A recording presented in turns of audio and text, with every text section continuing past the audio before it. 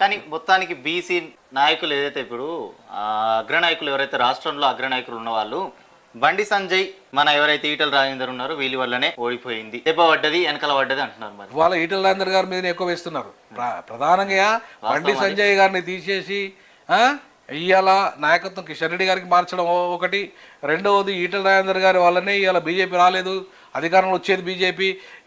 బండి సంజయ్ ఉన్నప్పుడు 43% పెరిగింది, అంత పెరిగిన దాన్ని తీసేసిండ్రు, ఇదంతా ఈటల రాజేందర్ గారి వల్లనే జరిగింది అని చెప్పేసి ఏదైతే చెప్తున్నారో అది తప్పు, శుద్ధ తప్పు అంటున్నా ఈ సందర్భంగా.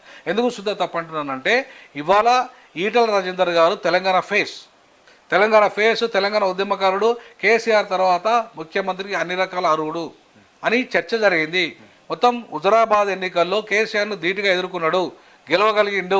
ఇవాళ కేసీఆర్ను ధీటుగా ఎదుర్కొని బీజేపీలో నిలబడగలిగే సత్తా ఉన్నవాడు బండి సంజయ్ కాదు, ఈటల రాజేందర్ అని చెప్పేసి నిరూపణ జరిగింది. ముఖ్యమంత్రి అభ్యర్థులలో ఈటల రాజేందర్కు సర్వేలో ఎంత పర్సెంటేజ్ వచ్చింది? కేసీఆర్ గారు రేవంత్ రెడ్డి కంటే కూడా ఎక్కువ సర్వేలో ఆయనకు వచ్చింది. ఎందుకు వచ్చిందంటే నెక్స్ట్ తెలంగాణలో ఒక ఆయన సెక్యులర్ ఫేసే కాకుండా ఆయన సామాజిక వర్గం ముదిరాజు, ఆ ముదిరాజులంతా కూడా ఒక బలమైన శక్తి అవతరించే సమయము. ఆ సమయంలో బీసీ ముఖ్యమంత్రి నినాదం బీజేపీ ఎత్తుకున్నది, ఆ సమయంలో వర్గీకరణ నినాదం బీజేపీ ఎత్తుకున్నది. మాదిగలు తోడైపోయి ఇవాళ బీసీలు ముఖ్యమంత్రి స్థాయికి ఎదిగే స్థాయిలో ఉన్న టైంలో ఇవాళ అగ్రవర్ణాల కుట్రలో ఇవాళ పలిచేసి ఇవాళ వాళ్ళంతా ఇవాళ ఈటల రాజేందర్ను బలంగా ఉన్నదాన్ని, ఆ అంశాన్ని ఈటల రాజేందర్ బలంగా ముందుకు తీసుకుపోతున్న అంశాన్ని ఇవాళ ఈటల రాజేందర్ ముఖ్యమంత్రి అన్న తర్వాతనే ఈ చర్చ ఎక్కువ మొదలైంది. బీసీ ముఖ్యమంత్రి చర్చ బండి సంజయ్ వల్ల కాలే. బండి సంజయ్ ముఖ్యమంత్రి అనే చర్చ ఎక్కడ జరగలే.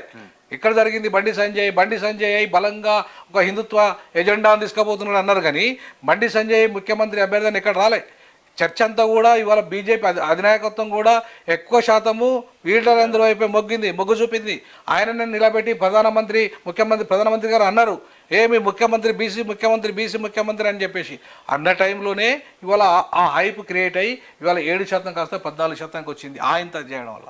సో కాబట్టి ఇవాళ బీసీలు అనే వాళ్ళని ఓడగొట్టడానికి ఖచ్చితంగా అగ్రవర్ణాల కుట్ర జరిగిందనేది వాస్తవము. ఇప్పటికైనా బీసీ నాయకులారా, బీసీ మేధావులారా, బీసీ ప్రజలారా, మీరు కళ్ళు చెవులు పెట్టుకుని ఆలోచించండి. ఇప్పటికైనా మా దళిత సమాజం మీ వెంట నడవడానికి రెడీగా ఉంది, మిమ్మల్ని ముఖ్యమంత్రి చేయడానికి రెడీగా ఉంది. ఈ పార్లమెంట్ ఎన్నికల్లో ఎంతమంది బీసీలకు ఎంపీ టికెట్లు వస్తాయో మీరు ఒకసారి ఆలోచన చేయండి.